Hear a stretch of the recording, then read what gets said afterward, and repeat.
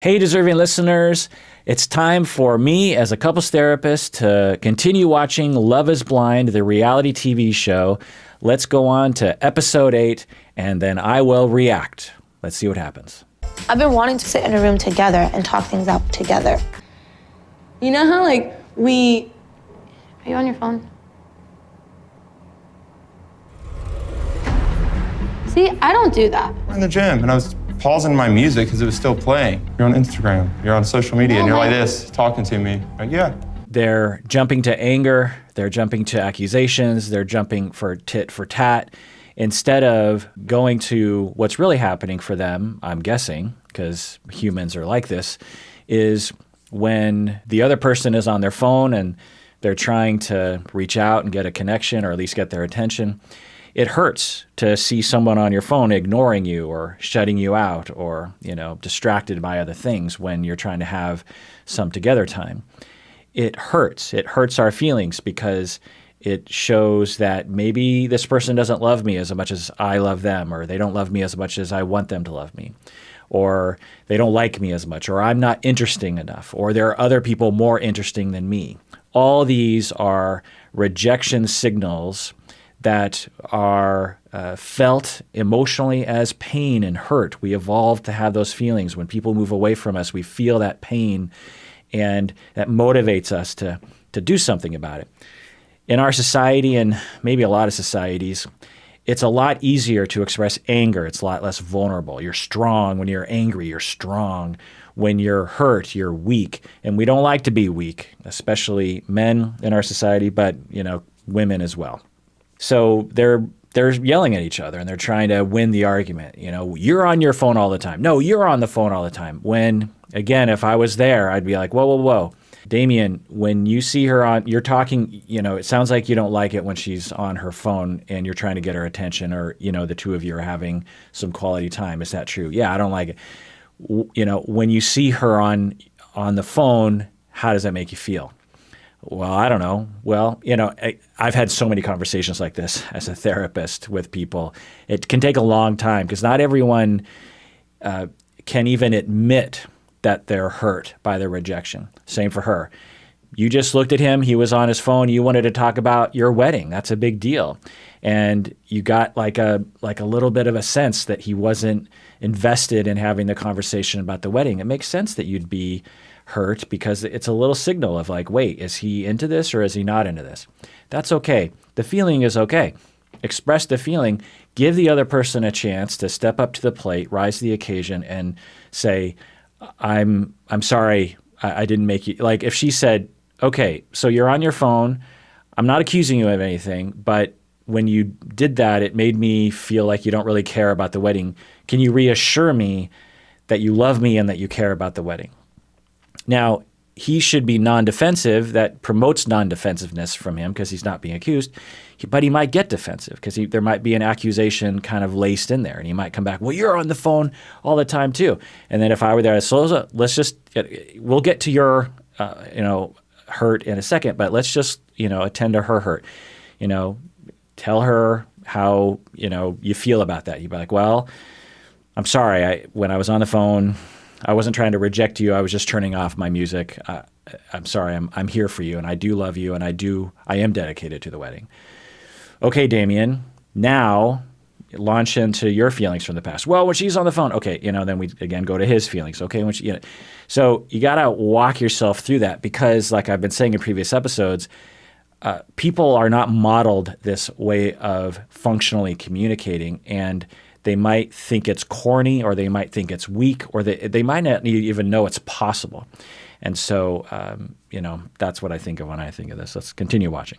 Being on my phone and being on social media are two completely different things. I'm on my phone a lot because I have to walk through my phone. We were having a conversation, and I had to repeat the same thing to you 4 times. Like, huh? Sorry. Huh? Well, I'm really sorry. I was sidetracked. Huh? Sorry. And you remember that. You did it to me 3-4 times in one conversation.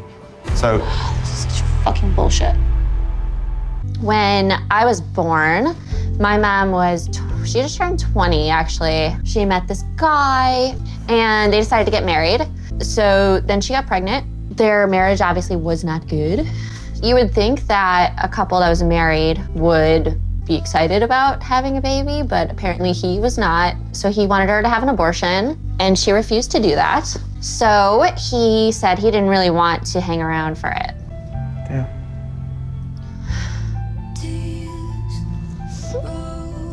I definitely have abandonment and detachment issues. Just always knowing that there was someone from the beginning that didn't take an interest in my life, I think that stayed with me. So I can't diagnose from afar. There's not enough data here, but it is common for people who have been abandoned to develop relationship patterns that aren't exactly self-satisfying, shall we say. Now, some people might say, well, he abandoned her before she was born, so she wasn't really abandoned. Well, at some point she was told that he left, and that can be really hard for people. I talk about this all the time. There's this question of just like, well, if you don't remember it or it happened before you were born, what's the difference? Well, the thing is like, imagine you today learn that you were adopted and you weren't adopted.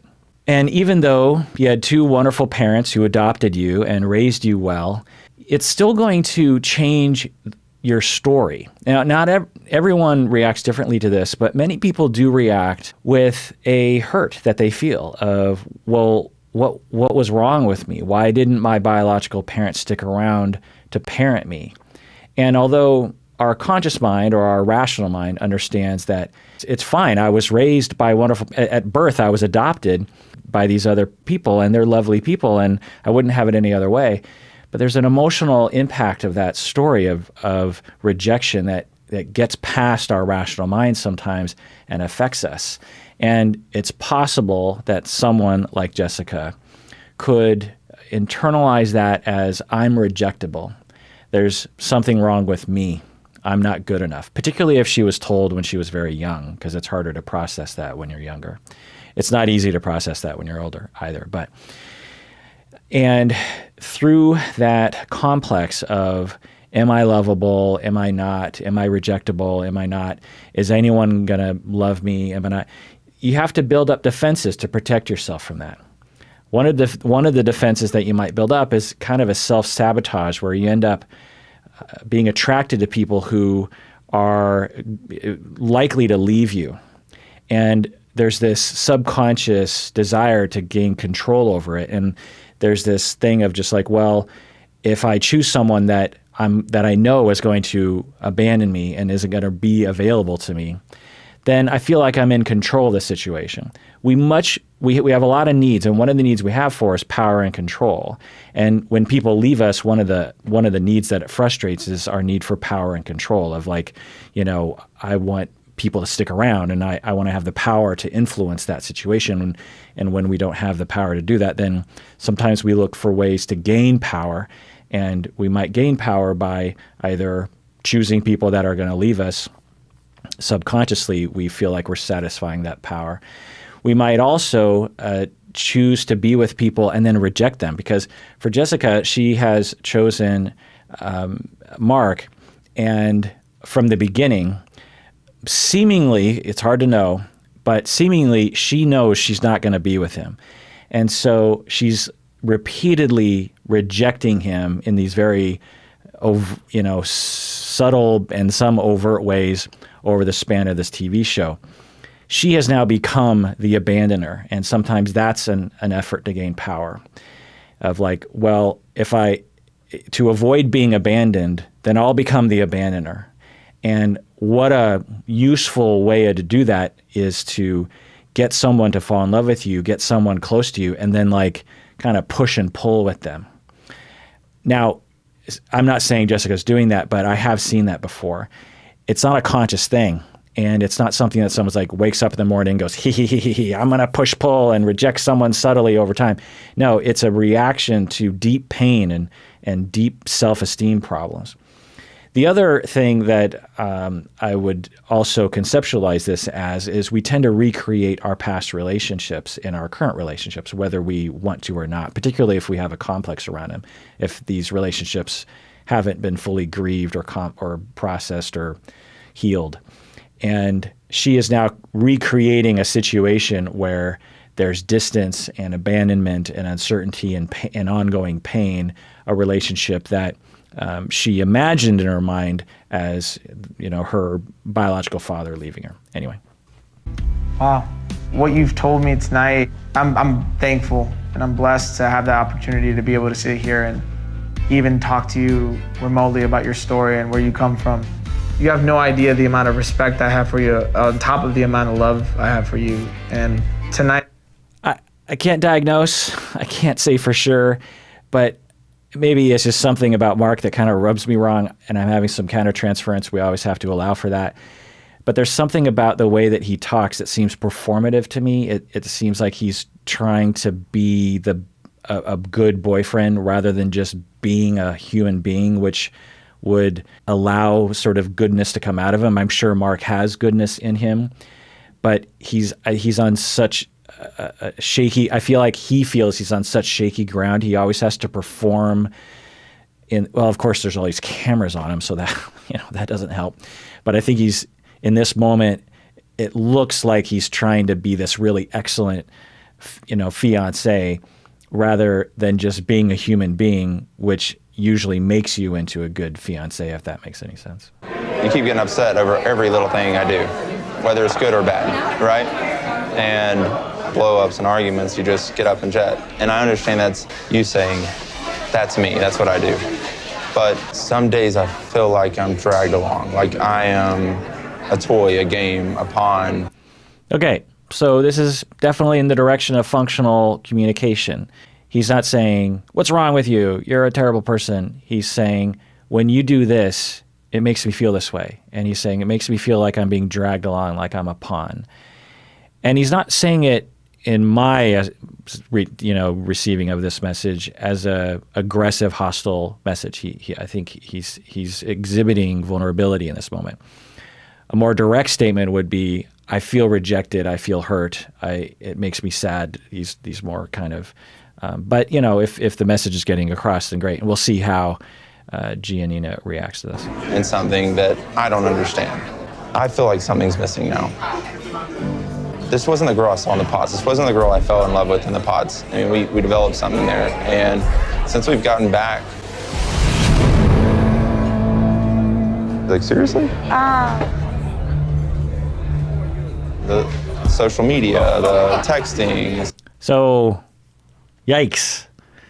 In the middle of him being vulnerable, she checks her phone. And the levels to this are, it was face down, so she actually had to, flip it up, I think. Let me rewind that. Since we've gotten back. Yeah, it was face down, so it's still not great if it was face up and suddenly she gets a notification that her mom called and she's like, oh shit, I should probably address that real quick while, it's still often going to be really hurtful to someone. But now this looks staged to me by producers. It just looks so overt. Like I can imagine the producers talking with Damien and say, okay, when you go to dinner, I want you to, have a conversation with her. I want you to get real. And then they have a conversation with her and they're like, okay, when he starts to talk, I want you to look at your phone because this is one of the storylines we're working on where you're always on your phone and it hurts his feelings. And so we need you to have your third act fall apart scene where you can have the redemption in the end where you finally do get married. Who knows? But it just kind of looks that way. The social media, the texting, and stuff like that, like it can become overwhelming. The other possibility is that she looked at her phone at a different moment and they spliced that in. It doesn't seem like Giannina is that horrible of a person. Now, I will talk about, because maybe some of you are interested in me talking about what people call phone addiction, internet addiction, Twitter addiction, Instagram addiction or something. And yeah, it is a real thing, meaning that for some people it becomes so compulsive that they can't resist it even though they're trying to resist it. And they experience a lot of distress when they're kept away from it.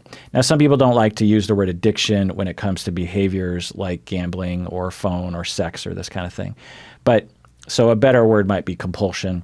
Some people do have a compulsive condition where they have to check their phone. I think most of us can relate, at least in part, on this. So there's some normalcy to it, because what if something really interesting happened on your phone? A lot of interesting things happen on people's phones these days. Some people, nothing interesting happens on their phone because they're not interested in that kind of life. But for some people it is. And so what's the difference between compulsion and just taking pleasure in life or participating in your hobby or something? Who knows? Now, of course, if someone's talking to you, or especially if they're laying their heart on the line, checking your phone against your better judgment is a sign of compulsion for sure. All of you know this, that when you get that like, when you get that ding, it's been shown to trigger similar kinds of neurotransmitters or brain processes that have to do with reward, similar to a food pellet or a drag of a cigarette or cocaine or coffee. It has a similar kind of jolt of pleasure that we get from the sort of things that our phones do. It's not a mistake. The marketers and the designers who design these phones and the apps on the phone are designed to do that to you. Whether that's their mission statement, which it probably isn't, but their mission statement often, or at least their objective often, is I want to make the most compelling app that people check all day, every day. Well, how do we do that? Well, we got to hack the brain. Now, they're not going to say that phrase in all likelihood, but they're going to say, like, how do we make it compelling? How do we make it useful? How do we make it interesting? But in essence, what they eventually land on through market research and experiments, because these marketers, they do a lot of experimentation to see what customers want, market research, i.e. Behavioral research. They figure out, oh, well, this kind of ding, this kind of notification, this sound, this look compels the most user behavior. And so we all just, as consumers, just have to be very careful about that. We're all walking around with like this heroin thing in our pocket. And if we're not careful, it can really get into our head and create a feedback loop of motivation and urges and reward that isn't necessarily in our best interest, of course. It seems like you get so wrapped up in it, sometimes you forget everything we went through. One of the pieces of us that were in the pods that come back out is the piece of you that I fell in love with in the pods. Mm-hmm. You're emotional, you let me in, I let you in. But since we've gotten back and the day we get our phones back, like you're like, boom, you lose sight of that. We keep things the way they've been going, and you will lose me. I usually recommend to people not to say things like that, even if they feel very much like it's the truth. Because in my experience in couples therapy, I have found that when someone threatens in that way, like if things don't change, we're going to get a divorce. Or if things don't change, you're going to lose me. I'm going to break up with you or something like that. Now, if you're really wanting to make a point and it is worth the cost, because often that statement, it'll cloud everything else you were saying. Right now he's saying, I want to get back to the love we had before. I really want to make this relationship work. I feel like now that we're in the real world outside the pods, you're on your phone all the time. I want you back, and it makes me sad. He's tearing up. He's having some emotion. And so she might be on board with that. She might be like, okay, I can hear that. He's being vulnerable, and I want that too. And this is great. I didn't know he loved me that much, and yeah, I love him too. And then you drop that bomb of you're going to lose me. Sometimes that's so hurtful and so triggering to people. Everything else you said is gone. Now, of course, most people understand that if things get particularly bad, then people might leave people at some point. You don't usually have to say it. It's usually known to people that if, especially in a situation like this, at the beginning of a relationship on a reality TV show where they're supposed to be mulling over the question as to whether or not to marry someone. So we'll see how she reacts to that. I don't want that. Love's not supposed to be easy, but you're not making this easy. And if you care about me in the littlest bit, you will try. Because I am trying, G. I am trying. And I'm so sorry. As much as you're sorry, I'm sorry too. Because I haven't been true to myself. I've become submissive because I'm scared I'm going to upset you to where I'm going to lose you. Okay, that's an interesting statement. She reacted well. I think they're editing a bit of this because it looks a little jilted, but she says she's sorry, which is great. So she received it well. The bomb did not affect her the way that I was worried it would. Also, then he says, I'm sorry too. And that's great. That reciprocation is great. But then he says why he's sorry. He says, I'm sorry because I've been submissive because I've been worried. Well, submissive, what do you mean by submissive? What's the opposite of submissive? Being dominant? Like you're sorry you haven't been dominant? Like why are we on that spectrum? I find that men get very, very wrapped up in that idea of am I being submissive? Am I being dominant right now? Aren't I supposed to be dominant? And that's not a useful paradigm to think within as you're trying to navigate human emotions and a relationship. Because in a couple, there should not be any dominance. There should be no submissiveness either. So if the opposite of submissiveness to him is to be assertive and to be equal, then great. But I'm worried he thinks that he's supposed to be dominant and strong, because he does have that kind of edge to him where he seems to believe he needs to be assertive and like point things out quickly and not put up with any bullshit and stuff like that. And I don't know if that's such a great way to live. I don't want you to be afraid to tell me, like, I don't agree with this. Okay, well, another pet peeve of mine real quick is you saying GD all the time. I hate that. And I haven't stood up to it because I was trying to let you be you. Oh my God. Even if I say, oh my God, is that still a thing? That doesn't bother me. Really? And I don't like say it to you because I'm like just trying to like not add another thing to our problems. But while we're getting everything out. Yeah, tell me everything. So this is a great conversation. She's being very differentiated, very mature, and very caring by saying, yeah, what else is on your mind? I want to know what you don't like about me, and I'm not going to freak out. I want the feedback. It's good for me to know because I care about you and I want you to be happy, and maybe not I can accommodate some of these things, but let me know. And then he's trusting to tell her, I don't like this, I don't like that. And she's like, oh, I didn't know that. Okay. Wonderful mode of conversation. Very functional.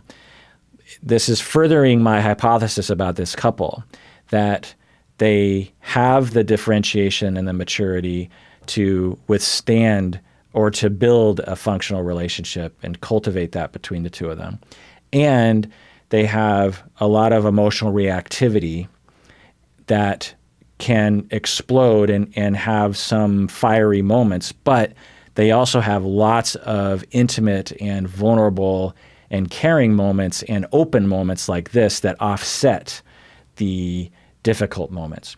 Whereas another couple on this show, Cameron and I can't remember her name, Lauren, they're more subdued, and so they might not have the full range and frequency of all the good things, but they also seemingly have no conflict. And so they don't need much of the good things to offset the very little negative moments that they have. Because remember in a previous episode, as John Gottman here in Seattle demonstrated over lots of empirical research over decades, found that, and it's a bit of a funny thing to think about, but you need 5 good moments for every 1 negative moment. There's more detail to that, but that's one of the things that they found. Now, it's not like if you're in a relationship, you'd be like, okay, we had 5 good moments. Now we can have a bad moment. It doesn't really work that way. It's average, what constitutes a good moment as opposed to a bad moment. But that just gives us a general guideline of like, it's not, if you have 10 bad moments a year, you just need, 5 times that or more in essence of good moments. If you have 1 bad moment a year, then you only need 5 good moments that year. So I hope that makes sense, that it's not the amount of bad moments you have, it's the ratio from good to bad. Wow. Stay. A little voyeuristic to watch people, but this is the good moments that I'm talking about. If you can have moments like that, a lot more moments like that, as opposed to have, the ratio of those to the bad moments, then research shows the relationship should last. All right, well, that does it for episode 8 of Love is Blind. Let me know what you think about what I've been talking about in the comments below, or go to psychologyinseattle.com and fill out the Contact Us page. That's the best way you can actually get directly in touch with me. Sometimes I don't always look at all the comments below. We have over 1,000 episodes on YouTube, so it's hard for me to keep track of everything. Sorry about that. And as always, if you like this podcast or YouTube channel, go to patreon.com and become a patron of the podcast. That's how we know that you like what we're doing. And the more people who become patrons of the podcast means that I can do more episodes like this, because I can take more time away from my day job. And everyone out there, please take care of yourself and take care of each other and be vulnerable, because you deserve it. You really do.